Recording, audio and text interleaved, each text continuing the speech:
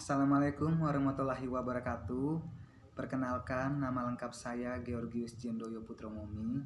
Saya dari kelas 04 SAKP 011, NIM 201011201031. Pada video yang kedua ini, saya akan menjelaskan tentang materi, yaitu tentang sikap dan kepuasan kerja. Yang pertama, definisi dari sikap. Yang pertama itu, sikap merupakan suatu ekspresi perasaan seseorang yang merefleksikan kesukaannya atau ketidaksukaannya terhadap suatu objek.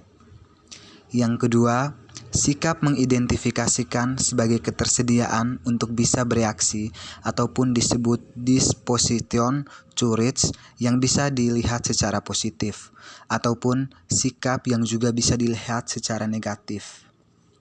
Yang ketiga, sikap yaitu sebuah pandangan atau perasaan yang diikuti oleh kecenderungan untuk bertindak terhadap suatu objek tertentu. Yang keempat, sikap adalah tingkah laku atau gerakan-gerakan yang tampak dan ditampilkan dalam interaksinya dengan lingkungan sosial. Yang kelima, kepuasan kerja menurut adalah sikap emosional yang menyenangkan dan mencintai pekerjaannya. Berikutnya adalah fungsi sikap.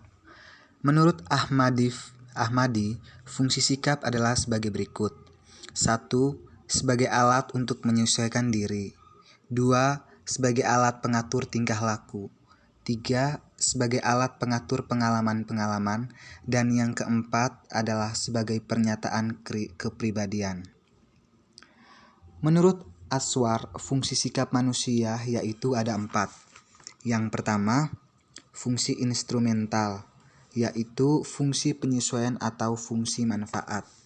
Fungsi ini menyatakan bahwa individu dengan sikapnya berusaha untuk memaksimalkan hal-hal yang diinginkan dan meminimalkan hal-hal yang tidak diinginkan. Yang kedua, fungsi pertahanan ego. Sikap dalam hal ini merefleksikan problem kepribadian yang tidak terselesaikan. Yang ketiga, fungsi pernyataan nilai. Nilai adalah konsep dasar mengenai apa yang dipandang baik dan yang diinginkan. Dengan fungsi ini, seseorang seringkali mengembangkan sikap tertentu untuk memperoleh kepuasan dalam menyatakan nilai yang dianutnya yang sesuai dengan penilaian kepribadian dan konsep dirinya. Yang keempat, fungsi pengetahuan. Menurut fungsi ini, manusia mempunyai dorongan dasar untuk ingin tahu, untuk mencari penalaran, dan untuk mengordinasikan pengalamannya. Berikutnya adalah faktor yang mempengaruhi pembentukan sikap. Yang pertama, pengalaman pribadi. Untuk dapat menjadi dasar pembentukan sikap, pengalaman pribadi harus meninggalkan kesan yang kuat. Karena itu, sikap akan lebih mudah terbentuk apabila pengalaman pribadi tersebut melibatkan faktor emosional. Yang kedua, kebudayaan. Pengaruh lingkungan atau termasuk kebudayaan dalam membentuk kepribadian seseorang. Kepribadian tidak lain daripada pola perilaku yang konsisten yang menggambarkan sejarah yang dimiliki. Pola dari masyarakat untuk sikap dan perilaku tersebut, bukan untuk sikap dan perilaku yang lain. Yang ketiga, orang lain yang dianggap penting. Pada umumnya, individu bersikap konformis atau searah dengan sikap orang-orang yang dianggapnya penting. Kecenderungan ini antara lain dimotivasi oleh keinginan untuk merafiliasi dan keinginan untuk menghindari konflik dengan orang yang dianggap penting tersebut. Yang keempat, media massa. Sebagai sarana komunikasi, mempunyai pengaruh besar dalam pembentukan opini dan kepercayaan orang. Adanya informasi baru mengenai sesuatu hal memberikan landasan kognitif baru bagi terbentuknya sikap terhadap hal-hal tersebut. Pesan-pesan sugestif yang dibawa informasi tersebut, apabila cukup kuat, akan memberikan dasar efektif dalam mempersepsikan dan menilai sesuatu hal, sehingga terbentuklah arah sikap yang baik itu. Yang berikut adalah kepuasan kerja.